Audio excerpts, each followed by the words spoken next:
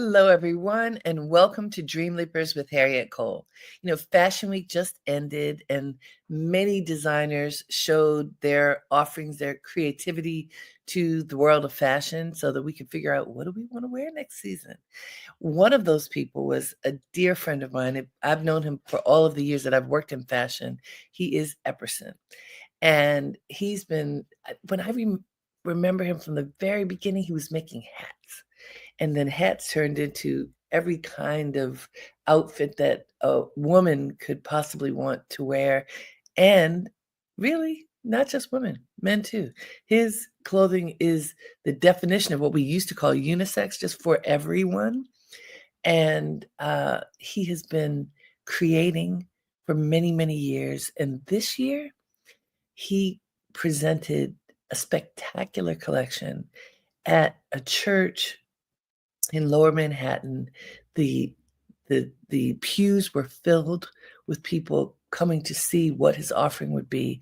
And I wanted to invite him here to talk to us about that collection and about his career, how he's navigated his career as a fashion designer for many, many years, and just how it all has worked out. So please join me in welcoming Epperson.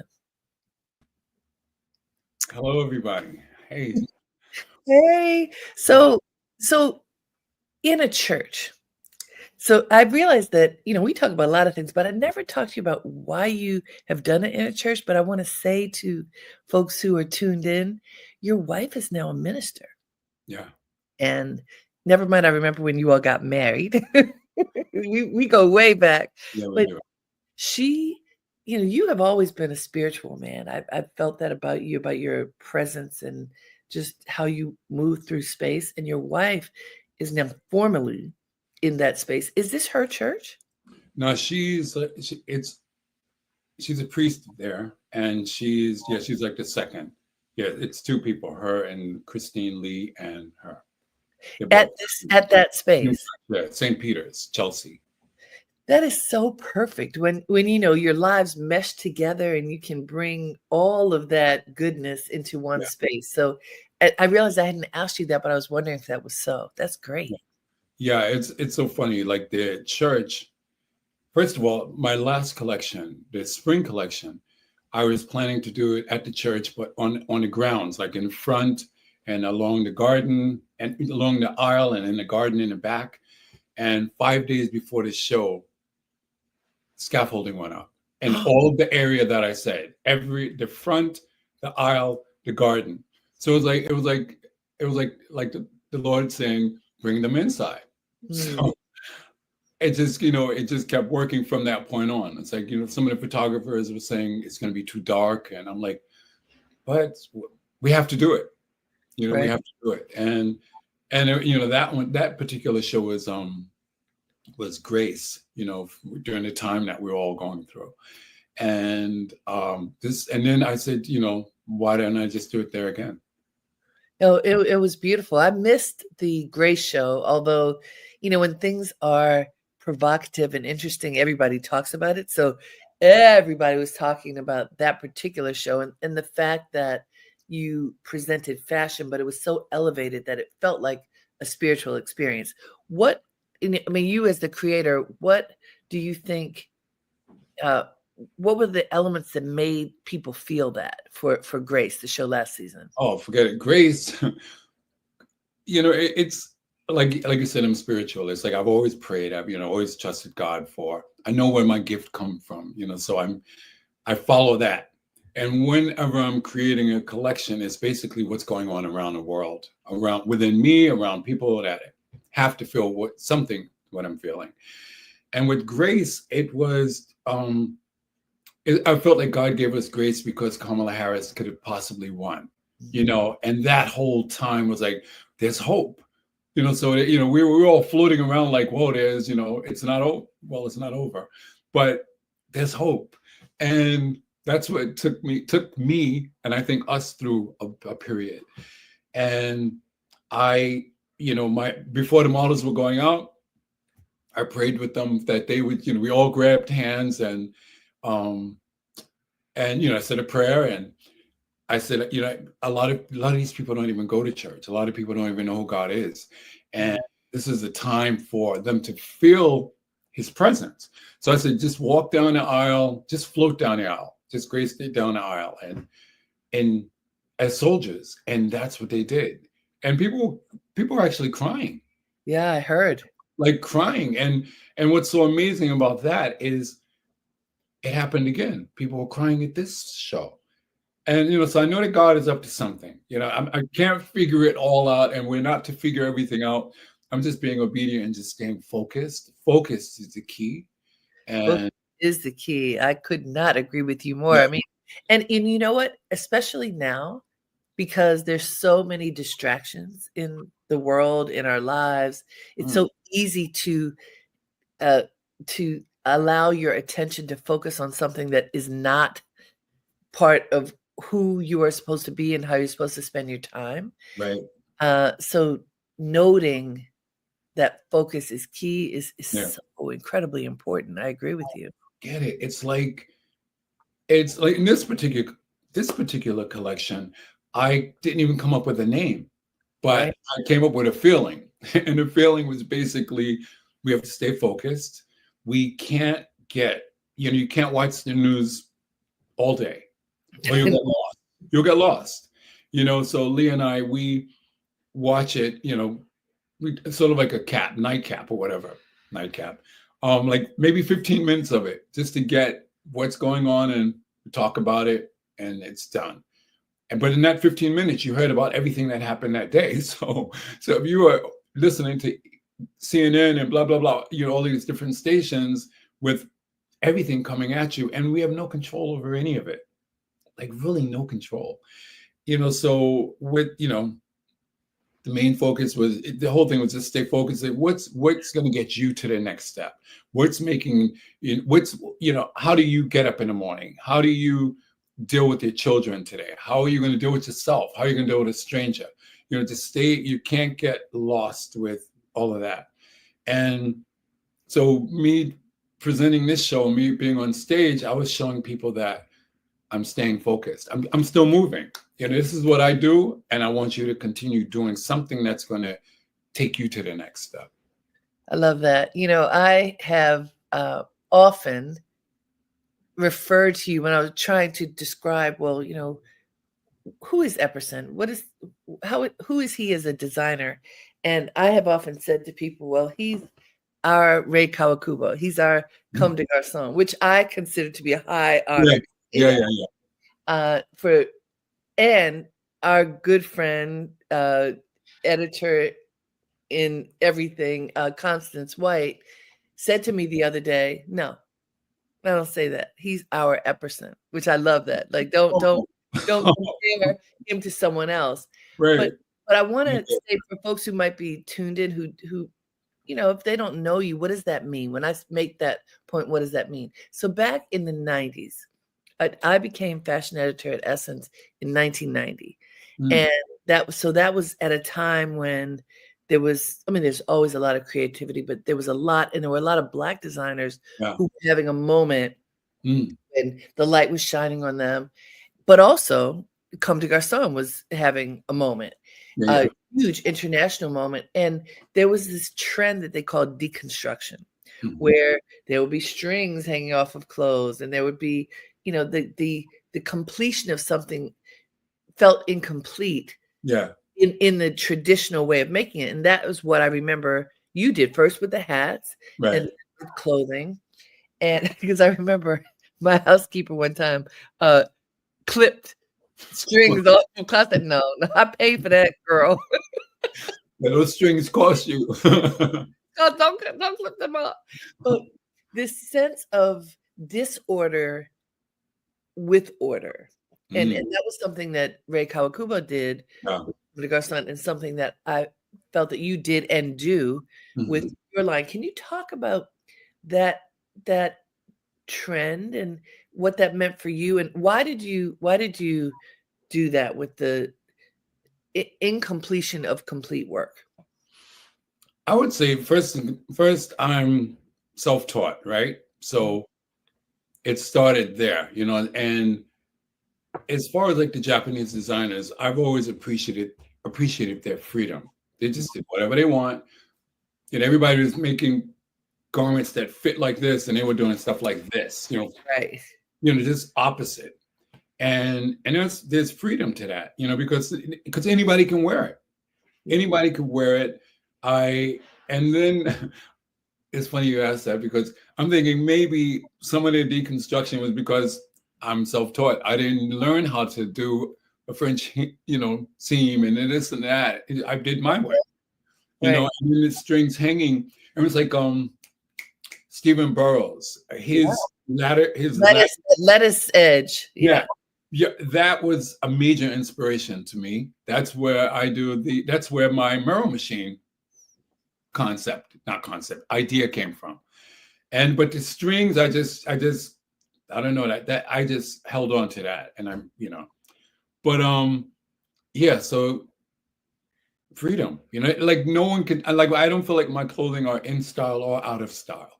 It's not like, oh, you wore that then, but if you had pieces from back then, you could put on today. Right. I have things of yours from 30 years ago. Right. And wrap skirts, and a couple of them don't fit anymore, so I gave them to my daughter. But if there's enough fabric, I can still wrap it around me. Make it a shawl. Wrap it around me. A shawl. No, it's cool. That's cool. Yeah, pass it down. It's like they pass down Chanel, pass it down to your daughter. Wow. And so that's fascinating that it was just, figuring it out, as you say, self-taught. What do you do when you are self-taught? Because it felt very intentional. Yeah. Even if it was just a solution to a problem. So, because also I don't feel like, have I seen a buttonhole in anything that you've made? I feel like it's more a tie as opposed to a button in a buttonhole. Is that right? What's a button? What is a button? Okay. The only time I put zipper. What's that? Oh, I did use a zipper once. When I was finishing Project Runway, one of my friends showed me how to put a zipper in a bag, and I was like, whoa, I moved up, but that was the only zipper I've ever put in a garment. It's like, and if there's a buttonhole, the buttonhole has some twill tape coming through it to tie over here. It's not buttoning that. And when I upcycle, I cut all the buttons off and just put my ties on it, That's so funny. Who needs a button? That is fascinating to see. I never thought about, well, why doesn't he have those things? Right. But what does happen, and as you've described, many people can fit the same piece because, well, if you tie it a little tighter, a little looser, depending upon the size of your body. Mm-hmm. Oh yeah, or two ties in the back. You bring it in. Now it's a bustle in the back. Yeah, one of the things you did at the fashion show that just happened was, at a certain point you came on stage. Yeah, there was a garment rack, and as models came and went, you recreated styles on them. Yeah. What made you decide to do that? So funny. My soon-to-be daughter-in-law, we were having this conversation because during the Christmas holiday, I got the flu and I was jacked up, and I was just like, I don't know if I'm gonna do a show. I have to do a show. And so she and I were talking. She said, why don't you just show people what you do? And I was like, wow, that's a good idea. And I was like, that means I got to be out on stage with the people, right? Or you're gonna have a video camera on me in the back and see me, do that. Right. And I was like, wait, this is a great idea. It gives the audience an opportunity to see me make things work, how I'm thinking. And once I got out there, it was like, let's do it. Like, come on, and each one of the models, it was like they were sort of layered already, and you peel a piece off and you add a piece on, it's weird. If it was a play, the next day would have been so much more like on it, because now I got it, but it was a show. But yeah, it was just great being out there in front of the people and allowing them to see, because so many people never saw that before. People want to know what's happening, how it's done and where it's coming from. Hey guys, this is Dreamleapers with Harriette Cole. We are talking to fashion designer Epperson about his most recent show and his career. So happy to have you all joining with us to hear about his incredible creativity. So Epperson, I remember back in the day when I was at Essence, because that's when we first met, and you would send in clothes for photo shoots. And I was like, I don't know what to do with this. And I asked you, could you make a diagram? Exactly. Draw a picture of how to put it on. And then at a certain point, I said, well, could you just come to the shoot and you can put the clothes on the people, because I can't figure it out. The thing, and for folks who aren't seeing it, so as Epperson has described, there are ties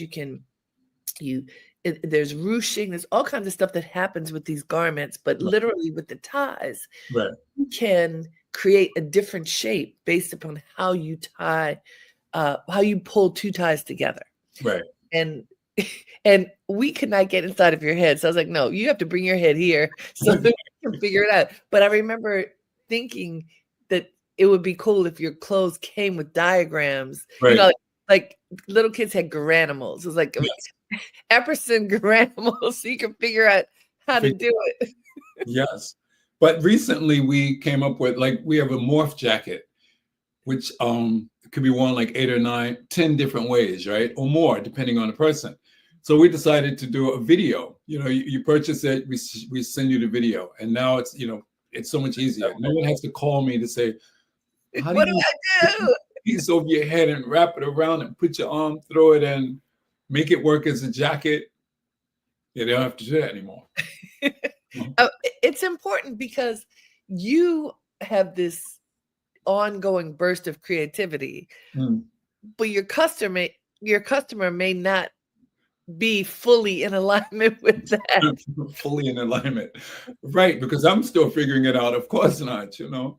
Yeah, but the morph, I have a couple of the morph jackets, and what's interesting for folks who are listening, I know at least 2 ways to wear it. I'll say that. And so one is where it in the front it's short, and also kind of short in the back but wide. But then another way, it's very long. Yeah, flip it upside down.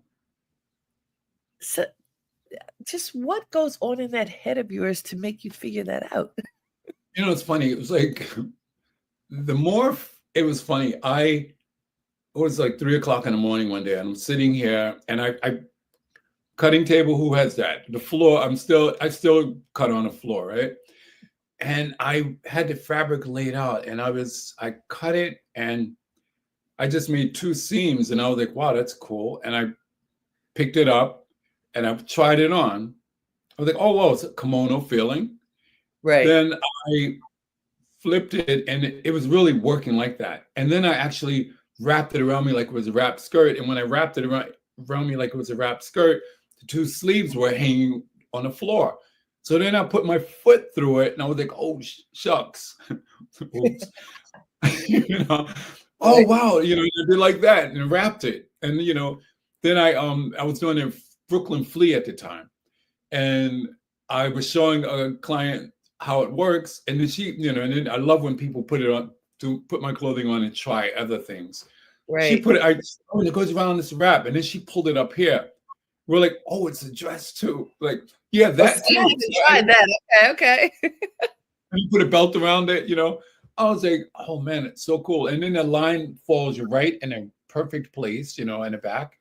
And then you put it over your head, and then it drapes down this long poncho, you know. So it's like, it's one of those pieces, you know. And from that, I've been this piece for a long time. Yes, I have been. Yeah. It's different in every fabric. Because this year we did it in silk organza. Like, so it stands up like that, and it's see-through, you know.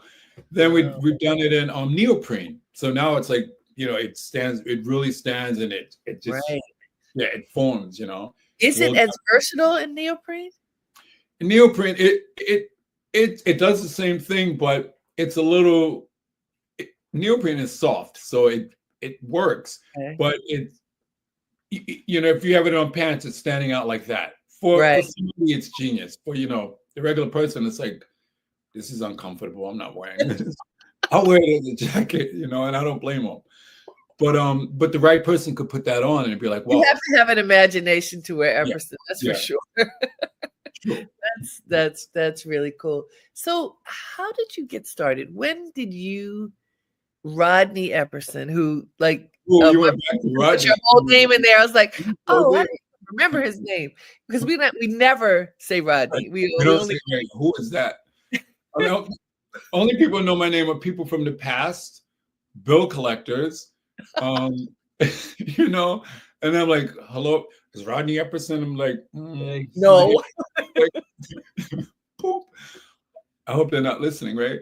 But oh, the question was, when My did I? question, when did you know that you wanted to design clothes? Okay, when I was like 11 or 12, I would always, my brothers, they would buy, what was it? New York Nassau Coliseum on Right? 59th Street. They used to have the car shows. So my brothers, they would have calendars and have the cards all over their room. And in my room, I had Ebony Fashion Fair pictures on my wall. And I've always worn like everything, all of this. That's how I dressed. Who knew I'd be wearing this today, right? That's how I dressed back then, you know. So I was always a little off, yeah, and with the afro and all that stuff. And I asked my mom's friend, "Can I borrow her sewing machine?" Once, not even knowing what to do with the sewing machine. So it never worked. Because I didn't know how to thread a bobbin. I ended up giving it back. Then when I went to high school, I I went to get to know this girl was in a fashion design class. Well, it was a shop class, and it happened to be a fashion design class. And I got like a 875 on my report card, 80. And that was kind of high for me because I wasn't the brightest. It's funny, my sister, she would run home saying we have a report card, and I'd be the kid that's saying we didn't get out Never today. mind. You know, didn't get it today, you know. But then when I think I was like in a 10th grade, 11th grade, I took that fashion design class. And that was during the time Mahogany was out, you know, Diana Ross, you know, the show of all times. That was an inspiration as well. I wanted to get to know this girl, so I took that class, and it didn't work out, but I ended up getting a decent grade. And then I took the class again and got a higher grade. And then my sister and I, we were living with my older brother that became our legal guardian at that time. My mom passed, and we moved to Queens. And we moved in with a family. My sister and I were dating a brother and sister, and we moved in with their family. Amazing family. Sandra and Toma Holly. Toma Holly was like a designer with Stephen Burrows and that whole group. Wow. She Oh, was I one know of Toma. I know Toma. Toma. Yeah. Yes, Toma. Yeah, and Wow. I said yes. So we moved in with their family in Queens, and they were fashion designers. Like, come on. So it's like God was doing what He was doing all along. My mom passed away. I moved, start a whole new life over in Queens. We start a whole new life over in Queens. Me getting into fashion, me moving into a fashion design family. Like we were at the basement. We lived in Laurelton. Yeah, we moved to the basement in Laurelton. Their basement was a factory. I never saw that many sewing machines. So I learned a lot of sewing from them because we were doing the Aqueduct and Belmont racetrack every weekend. We're sewing piecework, you know, just sewing. So what do you mean doing those things? That there were sales outside of the event? Yes. Yeah, right. Yes. On Saturdays and Sundays, there was a big flea market. So everybody's selling Okay. tables. So one day I decided I wanted to do my own table. I made my tops and do my own table. And I made like $600. So like I'm rich. I was rich, you know, never had $600. And I could do this, you know. And from that point on, I just kept going. I was selling like little consignment shops, putting a couple of pieces here and pieces there. And And how old were you then? that was, what is that? 11th grade. That was 11th, 12th grade. What was that 6, 17? Okay, so you're still in high school. Yeah, finishing. Yeah, I was finishing up right there. Yeah. So it was, yeah, it was. And from that point on, well, not even from that point on, because from there, had to get a real job. Yeah.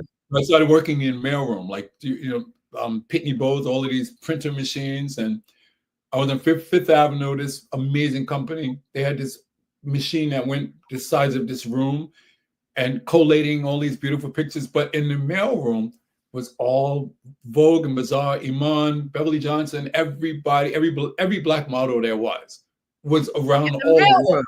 the, yeah. So the people would just come in to stay, just stay, hang out in the mailroom. And one day the boss came And to why, me. wait. Why were those pictures there? Someone, the manager or something like No, fashion? me. No, I printed them. I was a printer. I did that. Little old me. You put them there. I put them there. And the manager, the owner came to me and says, Rodney, at the time, he says, we love you here. As you can see, we love you here, but I'm going to have to let you go so you could follow your dream. That was on a Friday. I'm like, and he gave me, like 5 months pay, and because he liked me, that was on a Friday. Saturday, I was in the Bronx, Alexander's department store. My cousin and I was walking by. This lady's in the window dressing a mannequin. So I said, let me go ask her, does she need help? Just so happens that Friday, her partner was transferred to another store, and I started working at Alexander's dressing mannequins on Monday. Wait, okay. So look, y'all, I have known this man for so many years, and I want you to know I don't know any of these stories.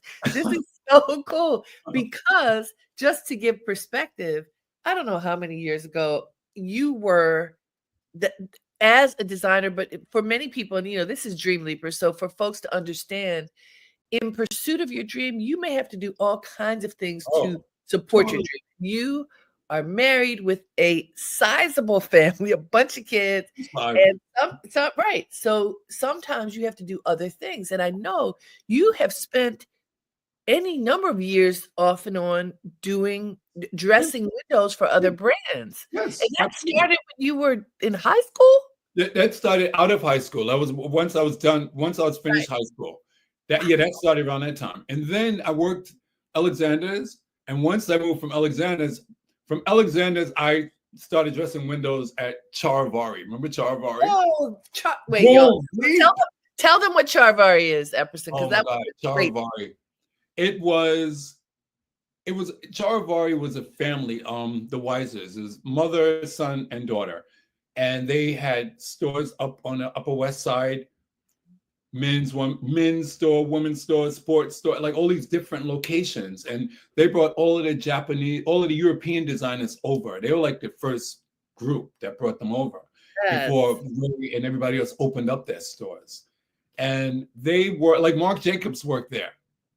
I worked, Marc Jacobs, he was like the person that would walk the dog and pick up the cleaners. He was that person. And it was so amazing because some of the people were at the fashion show the other night from Charivari. I was like, whoa. And Charivari, for folks who don't know, I don't even know what to compare it to now because I don't think there is anything to compare it to. But Charivari was the place. It was the place. It was the hot fashion store where the new trends would be there, the cool people would be there. Just the energy was right, and it just to be in that energy, in that flow, even if you couldn't afford to buy some of the stuff because it was expensive clothing, you wanted to be in the mix because it was that place. Hey guys, this is Dreamleapers with Harriette Cole. We are having fun today. We're talking to Epperson. Epperson has been a fashion designer for many, many years, and we're just learning about his journey. So I'm so glad that you are all here. So Charivari, you were doing windows for them. Yeah, with Michael McCoy. That's so cool. And so what, doing that, just in terms of the business, the windows are really important.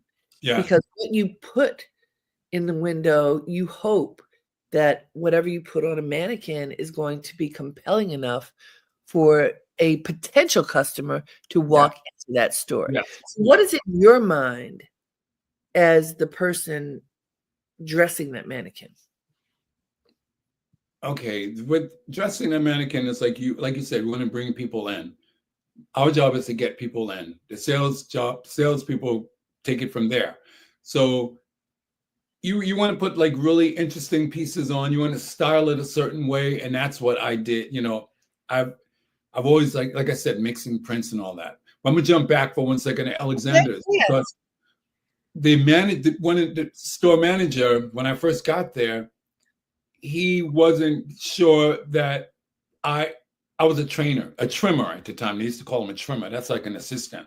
Okay. But my visual manager gave me a little more freedom because she liked my style and everything. And we had these like these tartan skirts, all these different prints, all these different plaids, and they were not selling, right? Like a whole rounder of skirts weren't selling. So what did I do?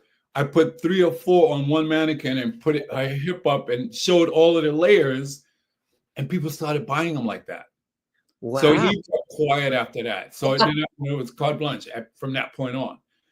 So with that, then it was just like, okay, like now I don't have to listen to this guy. I can do it. I almost have like the key, I can do whatever I want. And then it just got creative from there.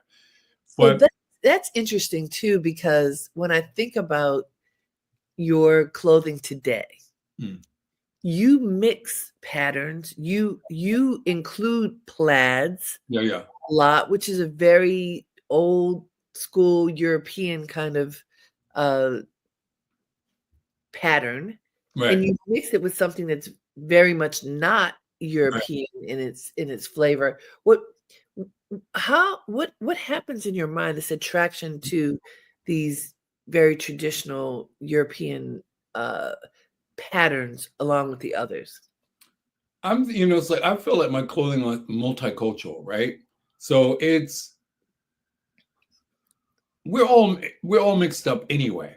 Mixed up, in so many ways, right? So it's not, like I would say, like at one point I would say, yeah, my clothing are really Japanese inspired. But if I put it on an African person, it's totally African. You put it on that person, it's totally that person, And then when you mix them all, it's still us, the whole mixture. Yeah. So and the prints, I love mixing prints because who's to say what doesn't go? If you like, oh, that's not my style, it's like, okay, well, that's not your style. Someone's going to get it. And then when I do my upcycling, mixing all of the prints together, I'm sort of like training you to mix prints because now you have no choice, but you put that one piece on and it goes with everything you already have, and then throw some striped pants on. It's like, now you got it, So let's talk about upcycling. Can you define that? What does that mean for you, and how does it figure into your designs? Okay, it's so funny. The word upcycling, they say my buddy and I, Lewis Brown, we were like, he's like, you have to come up with another word other than upcycling because you've been doing it for over 30 years. And before they even called it upcycling, it's like it was recycling and blah, blah, blah. So we call it like reimagine. Now it's reimagine.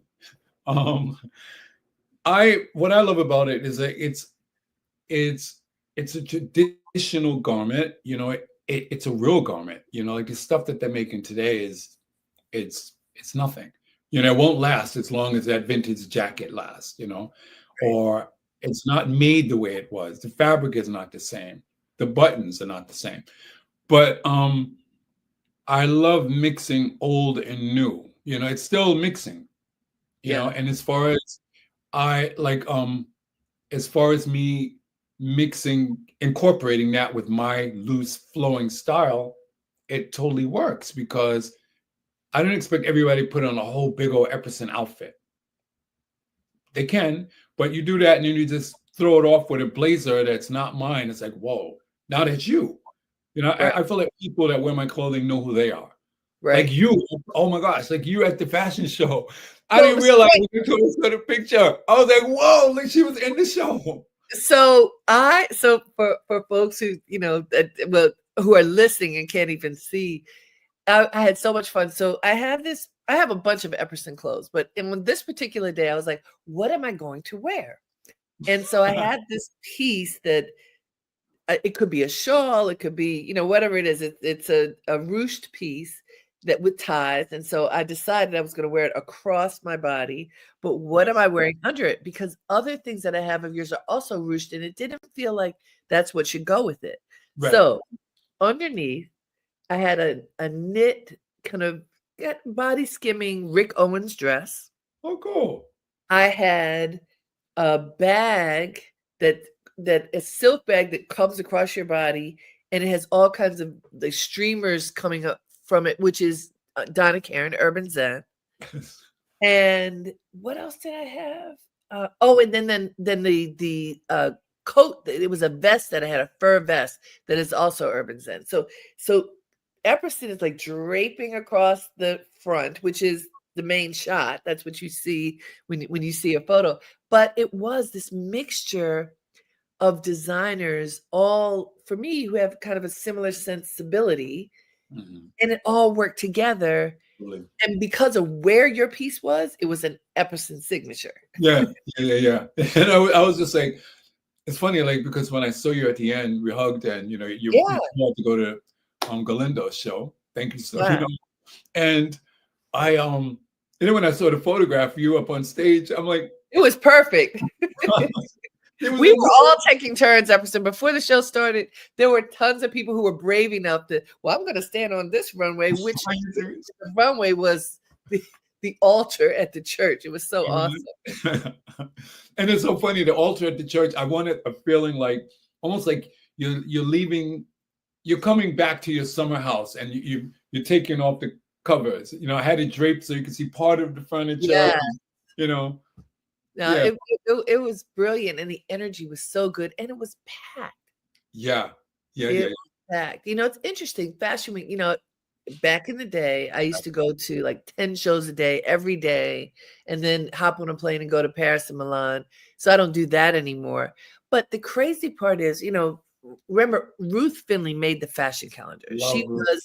She was iconic in many ways, but she helped organize fashion. Yes. We don't have that anymore. And unfortunately, so that particular day, there ended up being 4 or 5 designers of color who showed on the same day, which makes it so hard. How can you see? You want to see everyone, but folks didn't know. Right. Showing this time, you're showing that time. We're running around trying to see everyone, and just I miss her and her sensibility. Yes. There is a fashion calendar now, but it is not put together. And whoever is doing it is not connected and thoughtful in the way that she was. Oh, no. It was so personal. With her, you would go to her place. I would go and pay myself and sit and talk with her at her office on the east side. That type of, and you're on. Now you have to have who's your PR, who's the, you have to be there in order to, and that's cutting out a lot of fashion. That's cutting out a lot of new, innovative creatives. Yeah, it's so true. I've been spending a lot of time with Donna Karan recently, and one of the things that she has talked about that is echoed throughout the industry is how, the truly creative people who are coming up with new ideas and presenting them 6 months in advance. Right. And honestly, her point was, even whether you're truly creative or not, if you are putting forth these ideas, by the time you get to the season, all these other folks have knocked them off and made them somewhere else in the world for pennies on the dollar. Yeah. How do you stay in business as a creator when we have this fast fashion industry that is really, the poachers? They just wait for you to come up with an idea and then they're on it. How do you stay in business? It's sort of like building your own community, because I've been doing it for a while, a couple of years. And, so the people that supported me are still supporting me, and new people are coming. It used to really bother me. I used to not even want to put my work online because of course you can copy it. And But today, yours is kind of hard to copy. I mean, people come into my shop now and, I'm looking, I could tell who's who.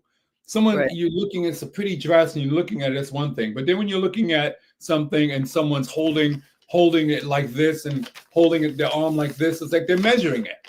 They're looking at the seams, they're looking at, I guess they're looking at where the tie would be because there are no buttons, but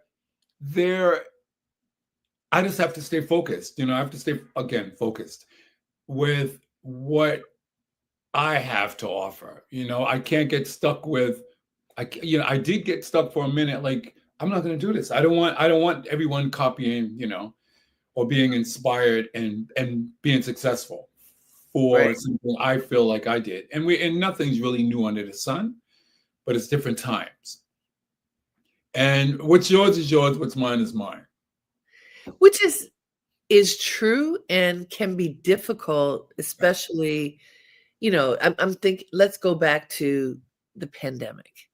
So for the fashion industry, it was true for many industries, but for the fashion industry, what in the world are you going to do? People are not going out, so they're not buying clothes. Right. The world kind of shut down, especially as it relates to fashion, because why are you going to buy something when nobody's, it's a see and be seen kind of world. What did you do to survive during that time? It's funny. I was working on tops, like different tops, because this is what we see, because the bottom not even dressed. And then of course the mask, I felt really weird selling masks because it's like, we need these. And, but people were still buying, like, because my clothing are really loose. People were still ordering online pieces that they could lounge around in, because you can wear it anywhere. You could dress it up, all these great necklaces you have on. If you had on one of my little muslin tops, you're dressed. Right. Little, so, and I was able to continue with that. That's really cool. I think of right now, for a few years now, there's been a big trend for what used to be called unisex, but sort of this fluid dressing where men and women can comfortably wear the same things. But you've been doing that forever. And it hasn't, not that this would be an issue if it were, but it hasn't been so much whether you were heterosexual or homosexual or whatever your sexual identity is. It wasn't about that. It was just about style. Yeah. And so I'd like for you to speak to that, because, sometimes, if a man has on a skirt, oh, he must be gay. Your clothing says something differently. Can you talk about that? I would say that, again, I feel like my clothing are for people that know who they are. Because if you're concerned about someone thinking you're gay or whatever, then that has nothing to do with the garment. That's you. That's and that's something else. Yeah, it's personal. It's personal. And if you're concerned about, oh, he has on a skirt, blah blah blah blah blah. It's like, if you're comfortable, put it on. I've always felt like that. It's like now with unisex. Like, so funny. I mentioned unisex to this generation. They don't know what I'm talking. They don't know what that means. That's our generation. It's like one. But so it's, I don't know. It's just the level of your comfort. It's like I put on, like, it's funny. I've never worn a skirt without pants underneath it. Guys throw my skirts on with, whatever underneath. But I use it as a layer. I don't use it as a skirt. It's a layer. It's another piece. A long tunic coming down to your ankle. It's a dress. No, it's a tunic down to your ankle, And it's up to you to decide whether, if I made it in a floral and you decided you want to wear it, does that mean that you're gay? No, that means you like flowers, then you wanted to wear it. I appreciate how you incorporate these things and wear them and show people this is how you can look wearing them. What's interesting too, though, back to the spirituality part, Yeah. when we look at the clothing that men wear around the world who are men of faith, Yeah. and let's look at African cultures, Right. they're wearing long dresses, basically. Yes. Yes. I mean, and there are different names for them, but Yeah. very often it's a long, what we To would the call a ground. dress. Yeah. Yes. Sometimes there are pants under it, sometimes Yeah. there aren't. Right. And there's absolutely no thought about, well, are you gay because you wore that? Right. Just part of the raiment. It's part of the grandeur of Yes. the styling. And Hmm. so, for you, having been in this space for a long time, making clothes for men and women, putting on, I've seen you with your lace, you Yeah. know, coming out of Cool. a jacket.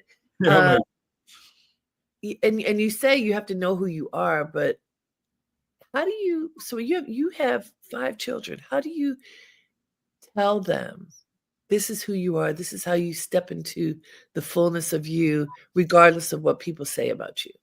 Right. For them or me? To, Just, so for folks out there who might be questioning, curious, especially for young people, what do you share with them? I would say that there's only one you, right?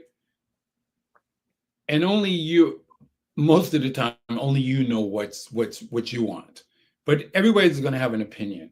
Everyone's not going to agree with what you're feeling. You have to be true to you. You have to be, you have to feel like if this is how I feel, let me express it. Mhm. And it was funny. I met Willie Smith one day, on 7th Avenue one day back in the day, and told him I was a designer. I was so excited. And he's like, just stay true to you. And staying true to you, if I'm staying true to me, I can't be concerned about what you're feeling. Mhm. That's on you. We cannot please everybody, and we really can't. So whatever you're feeling, you have my support, and let's do it. Because at least you have a feeling. There's so many people who don't know what the heck. And then, when a young kid comes to me, you know, they have my undivided attention. Anything about fashion, anything about how and what and can I, yeah, you have my undivided, but you have to be interested. I'm not going to pull it out of you, you know. Right. That's beautiful. Hey guys, this is Dreamleapers with Harriette Cole. We're talking to fashion designer Epperson. He's been in this game for a long time, sharing his wisdom with us right now. So Epperson, how do people get to you, come to see your clothes and engage with you in this fashion dance? Because you have a showroom, you have a store now. Yeah, yeah. I'm Shishama is an organization that helps artists throughout the city, and I've been so fortunate to be a part of that team. They're like artists, different artists, and now they're working with different designers, like for empty storefronts. And I'm going on my second year there. It's a pop up, and I've been going on my second year. Thank you. And we're located at 40 East 58th Street between Madison and Park, right next to Tower Restaurant. I say Tower because everyone know. Most of the Right. people know what Tower is. And it's a storefront, and we have a studio in the back, and where a lot of the work's done. I have an amazing manufacturer that gets me, like she gets me. She's Luz. She's amazing. Like when I took my clothing to her for the first time, I said, like my stitching. She says, "Where do you want?" She wanted me to mark the garment, and I'm like, "No." I said, "You know what? Put the stitching where you want. I want two stitches in the front, two in the back, wherever you want." So now she's a part of it. So she, Oh, beautiful. and it's all one of a kind again. It's the same shape, but if a stitch is going here and one's going here, it's a different top. That's awesome. So it makes it one of a kind. Yeah, so yeah, that's or what? My website is eppersonstudio.com. My Instagram is Epperson, Epperson studio. Excellent. Well, thank you so much for taking us into your world for a little bit. This is exciting. I think if you go on Instagram or on social, you'll see the whole show. You've posted a bunch of videos and photos from this most recent show, and it's fun to go into the studio. So I recommend that you stop by the store and hang out with Epperson and try on things and, kind of immerse yourself in that space. It's really fun. Thank you. Thank you so much for having me. It's like you asked me to come on. I was like, Lee, I'm going on Dreamleapers. Well, you're living the dream. The purpose of this show is not just to hear other people's stories, but hopefully for the folks tuning in to realize that they should leap into their dreams. When you do that, you have joy. Right. When you do that, life is worth it. And you certainly have been doing this for a long time and helping people to feel beautiful and happy about their lives, but also making it for yourself and your family. So thank you for sharing that with us. Thank you. And I tell everybody, make their day count from Yes. you. I do that. It's like, Harriette says, make your day count, y'all. That's it. That is it. Gratitude was sick yesterday. Yeah. Whoa. Yeah. So everybody, what he's talking about is I also have a broadcast on Mondays at 9 a.m. called Dreamleapers Inspiration. And it's a half hour. And we just go into it on a particular topic. And yesterday it was about gratitude and, it was everything. So you can tune into it. Thank you, Epperson. And love you. I love you too. And thank you to all of you for tuning in. I so appreciate you being with me. Until next time, have a great day and make it count.